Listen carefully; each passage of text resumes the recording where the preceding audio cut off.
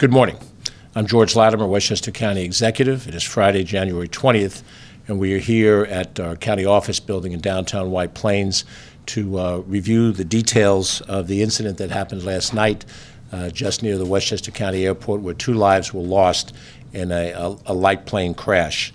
I'm joined by a large number of individuals with us here. Some of them will be speaking, but I'd like to recognize at the outset you will hear from our Westchester County Airport Manager, April Gaspari. You will also hear from Richard Wishney, who's the Commissioner of the Westchester County Department of Emergency Services.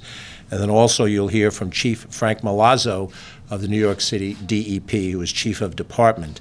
We are joined by many other professionals who, along with their teams, performed admirably last evening with this incident, this accident. New York State Police Captain Dan Smith is with us. We have with us our Acting Commissioner of the Westchester County Police Department of Public Safety, Terrence Rayner. We're joined by Armonk Fire Department Chief Carlos Caño and a number of his key individuals. We have with us also from the Department of Environmental Protection in New York City, Deputy Commissioners John Cosgrove and Paul Rush. We want to thank a number of other individuals who are active who may not be with us here today. We have our elected Westchester County legislator, Margaret Kunzio, who has joined us here. Just make sure all the cell phones are off. Westchester County legislator Margaret Kunzio. We're joined by Congressman Michael Lawler. We have with us from our executive team our Director of Operations, Joan McDonald, and our Deputy County Executive, Ken Jenkins. And if I've missed anybody, and there's other people I haven't introduced, but we'll get to some of you as we go through. I would give anything not to be behind this podium this morning. There are many times we have the opportunity to communicate positive things that we're proud to be able to say we're working on or we've accomplished. Today is a sad story where we've lost 2 lives. Those 2 lives died in a light plane accident that occurred about 5:30 yesterday evening. It happened in Westchester County, but the individuals involved were 2 individuals from Cleveland, Ohio, who left in a single-engine Beechcraft A36 Bonanza. It left JFK Airport just before 5 o'clock, bound for Cleveland, which was the home location of the pilot and the passenger. As they were heading for their route to Ohio, which took them over Long Island and then over the Long Island Sound, the pilot reported low oil pressure, and that call came in within the first half hour of the flight. As they were traveling over the Long Island Sound, I don't know if we have a map that will show some of this, the pilot realized that he needed to make an emergency landing. And the nearest airport was Westchester County Airport, HPN as it's known in the 3-letter code. They communicated directly with FAA air traffic controllers, perhaps in a number of locations, certainly with us in Westchester County. April Gaspari will talk about that a bit when she speaks in a few seconds. As the plane was traveling, it was losing altitude because of the malfunction or whatever is ultimately determined to be the reason, and the pilot recognized that he had only a handful of minutes to try to bring the plane to a safe landing. He was unable to do that. The plane was lost about 2 miles from the runway at Westchester County Airport. There were some early reports that indicated that the plane began its journey at Westchester County Airport. That would not be correct, and in the immediacy of any accident, there's always some misinformation, generally, honestly, come by and circulated. The flight originated in JFK, bound for Cleveland, but had to make an emergency landing and could not complete that landing. The plane was ultimately found crashed on land in trees in the northern portion of the wooded area that is at Rye Lake above where the airport runway was. And it is a 162-acre area that's very heavily wooded. For those who know Westchester County geography, if you were going north or south on I-684, there's an airport exit 2 that takes you to Westchester County Airport. To the west, to your left as you travel north, to your right as you travel south, you see Rye Lake, and that is an extensive body of water that wraps around some peninsulas and some islands that are thickly wooded and uninhabited, and the plane went down in a section of that area known as Loudon Point. Loudon Point Woods is a remote area, even though it's in a generally populated part of the county. That immediate area is a very low-density population. It is about a 30-minute walk from the nearest physical property, which would be on King Street in the Armonk-Greenwich border area. MBIA is a corporate headquarters located in that area, so it is difficult to reach. When we talk about the rescue effort, I'm going to ask Commissioner Wishney to touch on what challenges those that were responding to the accident faced in trying to get to the crash site. There was concern initially that the plane, once it went off of radar, was lost in the lake.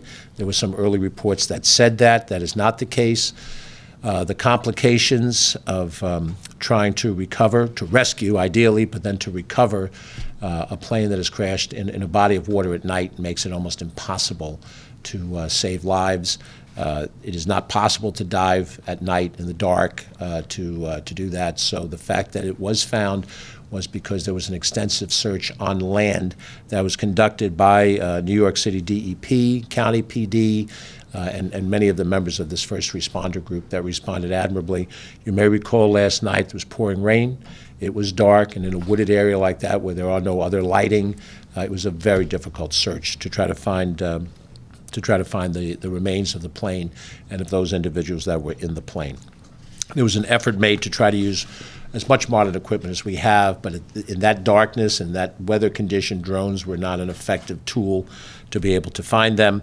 And hundreds of police, fire, and EMS personnel did those searches, which began as soon as the plane was reported down at 5:38, and it was until 10:55 that the wreckage was found. Where we go from here will be discussed by Chief Milazzo when he speaks in a few minutes. The FBI was brought in to help ping cell phones, which then pinpointed the site and really expedited the confirmation that there was wreckage and did confirm that 2 individuals had lost their lives. The location was honed in by identifying the pings of the cell phones of those people that were on board, and that helped guide the searches, but still a very difficult response. Our first responders last night responded with professionalism and with a tremendous energy and effort that really tells us how they have been trained and how they have answered the call of their profession, of their calling.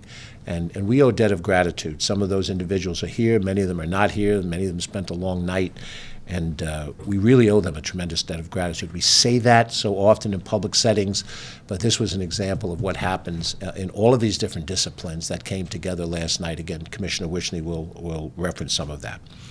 The 2 individuals that died by name are Baruch Taub, who was the pilot, and Benjamin Chaffetz, who was the passenger.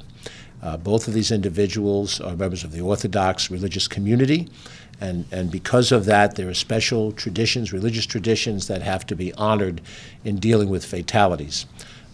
Joan McDonald, our Director of Operations, dealt directly with our Office of Medical Examiner, led by Dr. Alexander Milosevic, and the investigator in that department, Vanessa McPoland, who responded immediately at an hour that is not the normal work hours, but because of the religious traditions, those individuals who died had to be treated with proper tradition, and we made every effort to do that. I want to thank Dr. Milosevic, Ms. McPoland, and of course Joan and her operations team for that effort. Those bodies have been examined appropriately, and they have been released for return for proper burial in Ohio with the family and the community involved.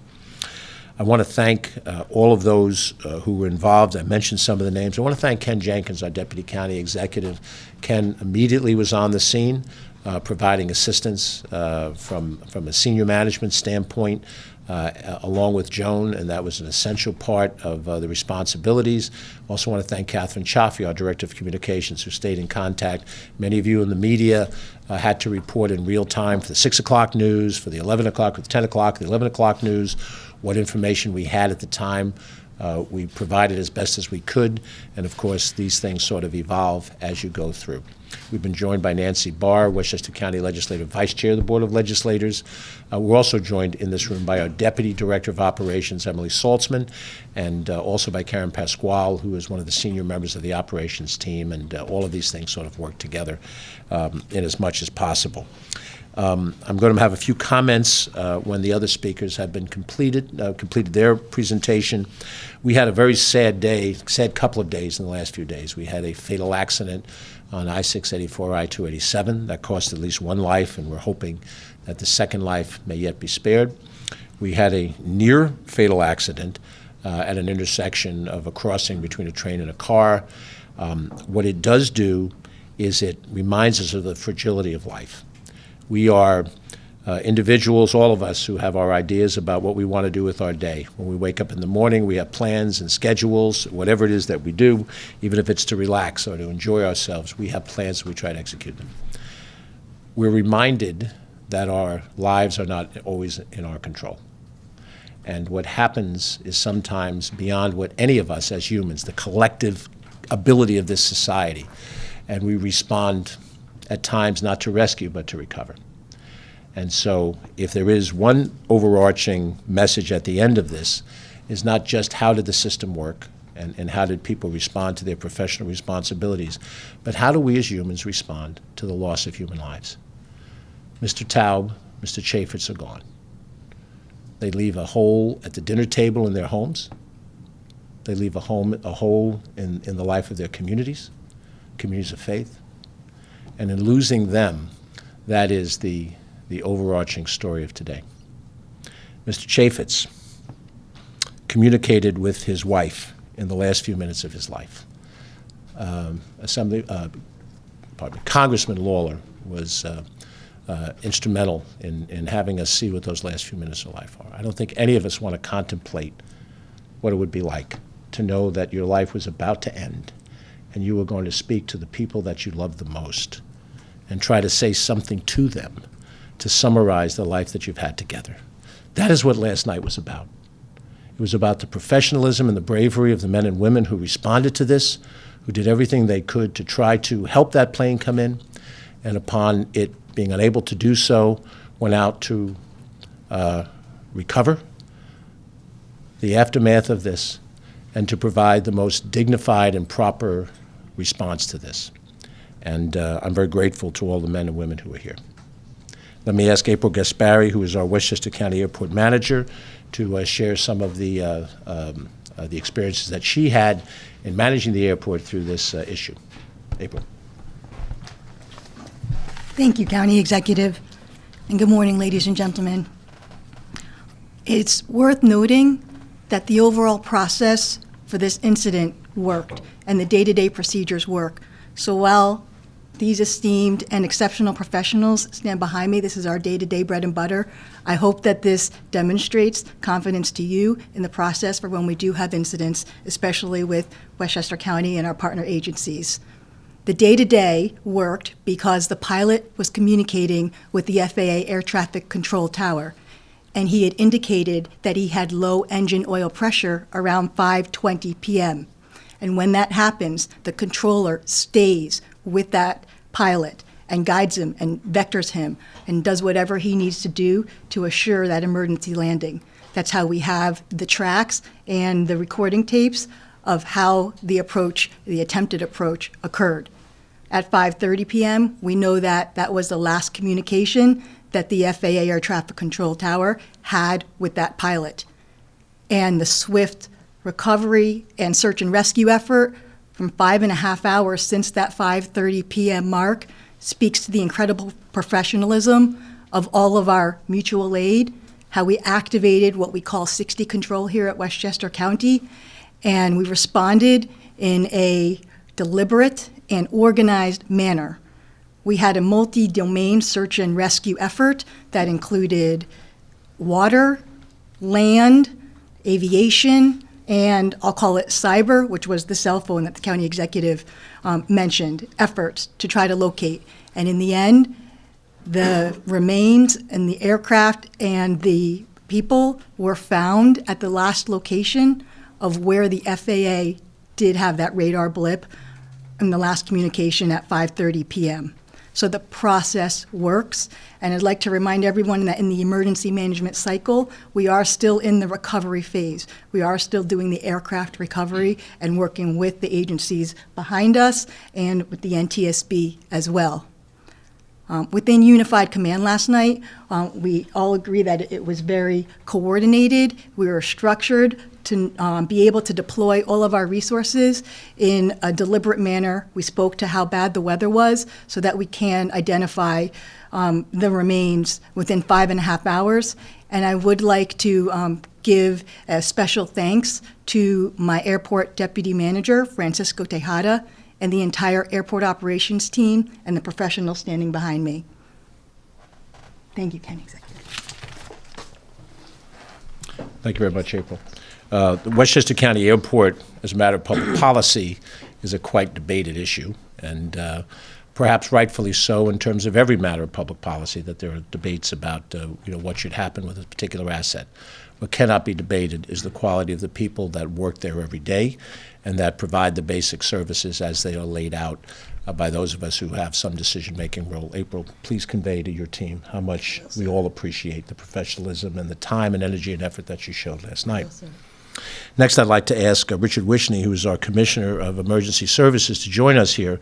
The county has an interesting reality in which we have certain assets, both in terms of physical material and equipment and also professionals, and we have to work and mesh with local emergency services. So in this case, the Armonk community and other nearby communities, managing that process effectively is not an easy job. My friend of many years who served as a town supervisor, an elected official, and a professional in the private sector has been doing a terrific job for us as Commissioner of Emergency Services. Richard Wishney. Thank you, sir. Good morning, everyone. Last night was something that we trained for throughout the year. We have an amazing group of fire and EMS personnel, police personnel. All of them received an alert around 5:25, 5:30 yesterday. And the alert was called a level 1 alert. That meant that there was a light aircraft involved in an incident. At that time, we have a program all written down, practiced again monthly. We have a large drill every year involving all of the various agencies. This is something that the county takes very seriously. And the number of assets last night was quite amazing.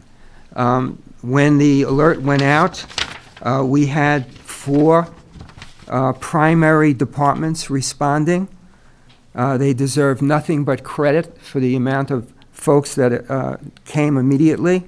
The Armonk Fire Department, the Portchester Fire Department, the Purchase Fire Department, the West Harrison Fire Department. Those were the primary departments that responded. EMS resources were there. The first 3 primary EMS agencies that responded were the Armonk Fire Department EMS, the Harrison EMS, and the Portchester Rybrook EMS. I can't tell you how proud I am of being involved in that program last night. The event was frightening to us because at first we didn't know where the plane was. And as April indicated, the search was both on land and water. And one of the unbelievable events last night was the weather. The weather was impossible. We could not use the drones that we normally would put up in the air. They were ineffective in the rain. County Captain Police Jim Greer, when he arrived at the scene, he suggested that we ping the cell phones. And April and her staff were able to get the cell phone numbers of both the pilot and the passenger that were on the plane. We were able to then ping. That gave us a general idea of where the plane was. Still not sure of whether or not it was in the water or on the land. Later in the evening, a couple of hours into the event, the DEP was on the scene. It was their property. They provided boats. They provided personnel. They provided security and control.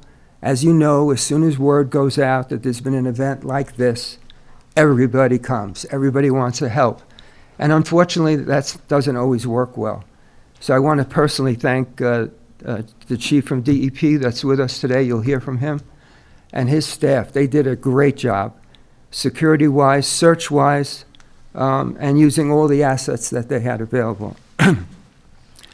The FBI came into the scene and brought in some specialized equipment to ping the phone of those individuals that had been on the plane, and that immediately gave us a possible location. The coordinates were given, and the rescuers that were already on the land proceeded immediately to that location, led by the DEP team.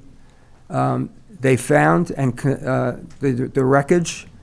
The unfortunate victims were on the ground, and it was confirmed that they were dead. There was some wreckage in the trees, and the scene was secured with the assistance of Joan McDonald.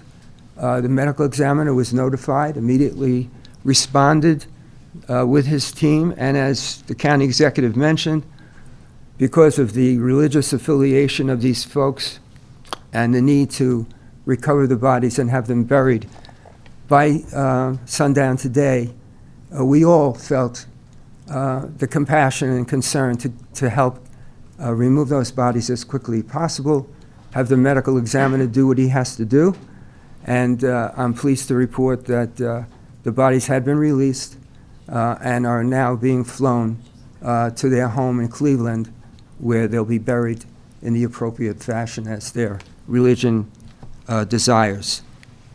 I think I've covered most of what I wanted to tell you about. Just again, I want to tell you how impressive the coordinated effort was. April Gaspari and her team were amazing. Again, we practice, but practice is not the same as the event. The pressure, the concern we all had, we didn't know where the plane was, all of that, the weather on top of it, quite a scene. But wonderful people behind me. I should mention two of my staff that were helping us last night. Dennis Del Borgo, he's a director of our Office of Emergency Management, and Chief Neil Computo is the coordinator of our fire services throughout the county. We had hundreds of firefighters there last night, and police and EMS folks. So with that, I'll turn it back to the county executive.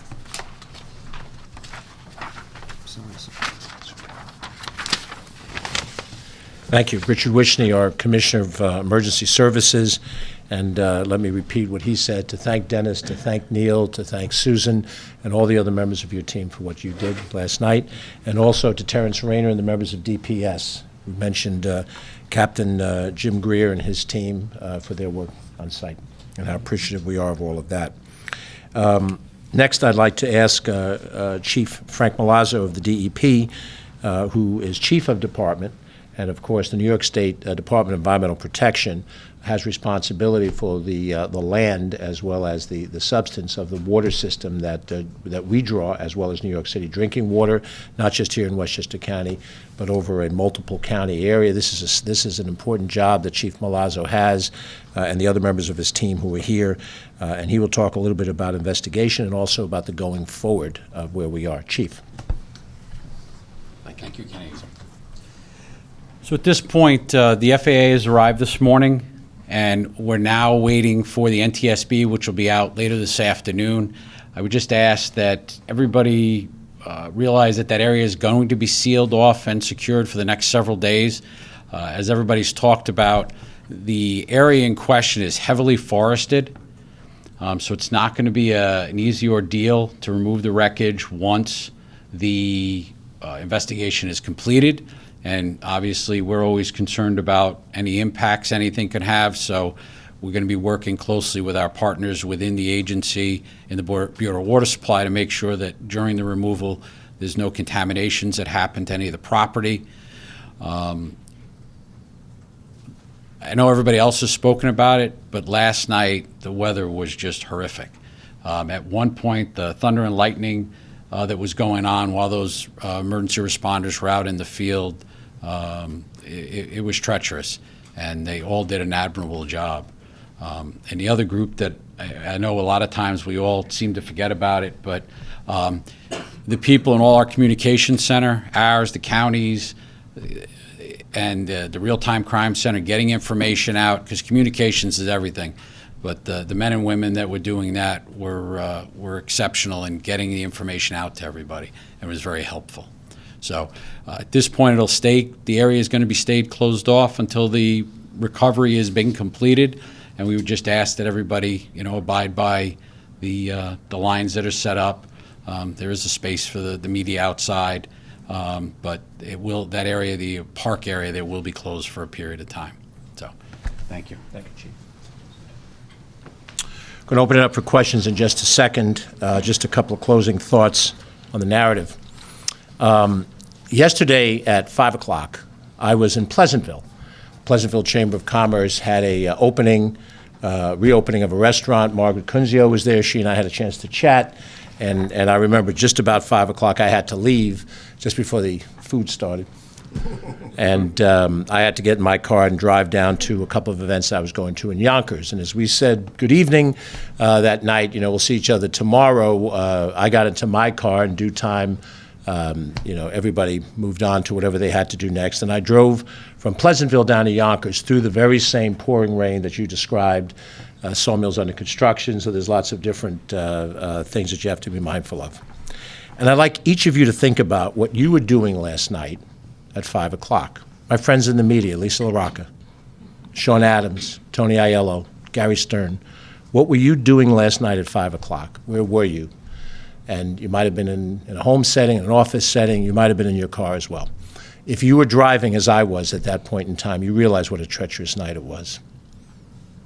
Now imagining that you're Baruch Taub, who's an airplane pilot, so no skill I don't have, and that you're now flying through that same weather that I drove through, and you realize, knowing what you know about piloting an airplane, that your airplane is in deep trouble, is going to lose altitude, that you need to put this thing down safely as fast as you can, and you are trying to keep in control of the vehicle as best as you can, and communicate with the FAA as best as you can to try to bring this airplane in an airport that most likely you're not familiar with, on a night that was miserable.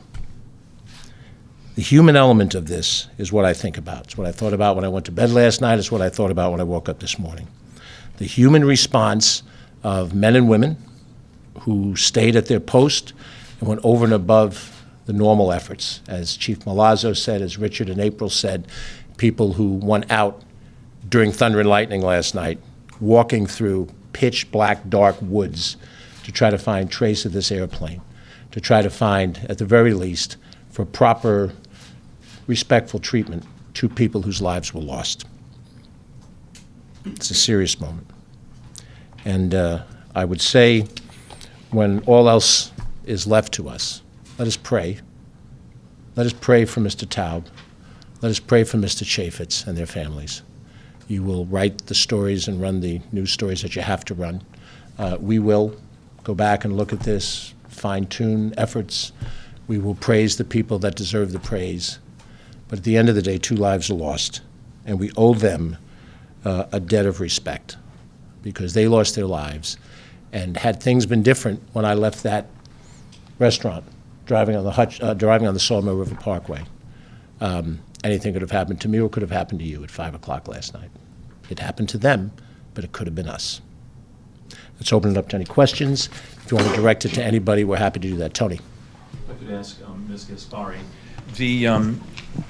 the air traffic control audio indicated they were heading for runway 16. Is that the longer runway that's parallel to the state line? It is, Tony. It's the longer runway, and it would be landing to the southbound because the predominant winds were out of the east, specific direction 100 degrees. So they were trying to land runway 16 north to south on the long runway. When you look at this, you really can see how close they were to reaching their destination. Travesty, yeah. It's inconsequential, ultimately, the inconvenience that this caused. There were reports last night of a Tier 2 ground stop. Do you have any idea how many planes were delayed, how many passengers might have been delayed? Again, just as a data point, because the important thing is that these two men lost their lives. I do not have specific on any of residual delays to aircraft. I know that specifically at Westchester County Airport, when it was reported that there was a missing aircraft, we did momentarily close the surfaces for aircraft to move because we did not know where that aircraft were. We wanted to make sure that it was safe for all other movements. And finally, the air traffic control audio. When we hear the tower, is that the JFK tower? There are a series of towers, and where the FAA controllers hand off that communication, when it's local to each airport within the 5-mile range, then it is each local airport's air traffic control tower. If it's beyond that, it's what's called the regional radar control tower that we call TRACON. Other questions? Lisa? You were talking about, and we all know how horrible the weather was last night, and I know this is a long investigation, it's early, but, and we know that it was engine trouble that started this, but would you say preliminarily that weather definitely played a role in making it difficult for them to reach the airport? Is there a professional who wants to answer that? Layman, I would say yes, but I'd defer to a professional. Wait till the investigation. Okay. The other thing is you mentioned, and how poignant that that the passenger had a few moments to speak to his wife at the very end, and obviously kind of keeping things personal and out of respect. But do you happen to know, was this happening as the plane was flying, when it was down? Do you know My any of understanding, that? again, Congressman Lawler was essential in having that information for us, and it's very poignant. And I don't know that I want to give the exact words, but he was saying goodbye. He was saying goodbye. And just one final question. Any kind of time frame of when the wreckage might be moved out? I know you said this is going to be a couple of Chief. days. It's going to be closed off for a few days. I know it'll be a Chief, little while. Chief, come on the microphone if you would. Thank you. Historically speaking, because unfortunately we see more of these than we care to, I would say 2 or 3 days at least. A lot of that's going to depend if the NTSB, when they get in, they're flying in from Florida, what time they get in today, if they actually get onto the scene today. We don't have a lot of daylight to work with, so they may not even start till tomorrow. And then they have to bring in a salvage recovery crew to work with our staff. To work on that. So I would think at least through the weekend, if not into Monday. Chief, can you describe the condition of that aircraft? Is it largely intact? Is it, how high, is it suspended in the trees? Is it on the ground? The aircraft is severely damaged, but there are large pieces intact, and most of it is on the ground. There is a little bit suspended in the air. And Chief, just while you're there, can you clarify, is Rye Lake formerly part of the reservoir system? Paul, do you want to specifically talk? I'll let. It's my understanding that water flows freely between the lake Yeah. and the Kensico This is Dam Paul Reservoir. Rush. He's the Deputy Commissioner for the Bureau of Water Supply. So thank you for the question. Number one, at a time like this, it's important, as the county executive says, focus on the families and the loss. So Rye Lake is part of the New York City Water Supply System's Kensico Reservoir. The entire system there has roughly 30 billion gallons of water, so it is part of the reservoir system. Thank you. I'm sorry, I was wondering if anyone could say something about this aircraft in particular and why it might have been low on oil pressure so early in the flight? I'm not sure, Gary, that any of us have that knowledge about the particular equipment, but what we will do, and I'll ask Catherine Chaffee to do this, is take notes of any questions that we can't answer and who asked the question, so if we can give you some follow-up information, we will. Any other questions from any of our friends? Yes, Ron. I believe it was April Gaspari who was saying before exactly how far off the plane was from the runway. I think you said 2 miles, perhaps, if you could just expand on that a bit. 1.5, 2 miles. So we started our search at the north end of Rye Lake, which was about 3.5 miles. north of the airport was our radius of our search and rescue, focusing on that life safety, narrowing down toward where radar blips and cell phone. He was trying to land. I'm just trying to figure out, okay, and so he came too far, would you say too far off the runway, or? Most altitude. Or Yeah. just, okay. We'll have to let the investigate. I'm not going to ask the professionals to comment because it is a matter of the investigation, but from a layman's standpoint, because I did allude to this, he was losing altitude. Right. I mean, that's what happens when the plane is deficient in whatever fashion. And so my sense is that had he had a little more altitude and a little more time, he'd have made it safely to the runway. What the investigation will determine is what happened inside the plane that caused the plane to lose its ability to remain airborne for that last mile and a half, 2 miles, which is an excruciating, we're talking minutes, if that much, that would have been more that he needed in order to clear the lake and land on the runway. But the investigation will give that a details. Obviously, that's a layman's response. Yeah, no, I understood. It helps. It helps for reporting. Thank you. Sure. Marcus? It was mentioned that the FBI pinging helped give a precise location. Once that was identified, given the conditions, how long was it until then the plane was actually located? The search was already underway, and the members of the search teams were already on their way towards that area. It was just a few minutes before the wreckage was sighted and the confirmation was made of the two fatalities. Any other questions before we, yes, Lisa, go ahead. Just one other thing, I mean, it's sort of extraordinary when you think about, again, the weather, the hundreds of people, you're talking about it's 10 minutes just to get inside. This is a difficult scene, and yet you all took the time to, because these are two men from an Orthodox community, to make sure that they are able to be back on a plane right now and buried before sundown in Cleveland, Ohio. Talk a little bit about the efforts and what went into that with everything else that was going on. Well, I think Concentrating on that, too. we've heard on the professional side that the finding the airplane was essential. Obviously, at some point, professionals look at what they hope is a rescue operation, and then at some point it turns into a recovery operation because of the circumstances. The fact that it did not go in the water made rescue a bit more of a hope, but it became apparent when the wreckage was found that this was a recovery operation.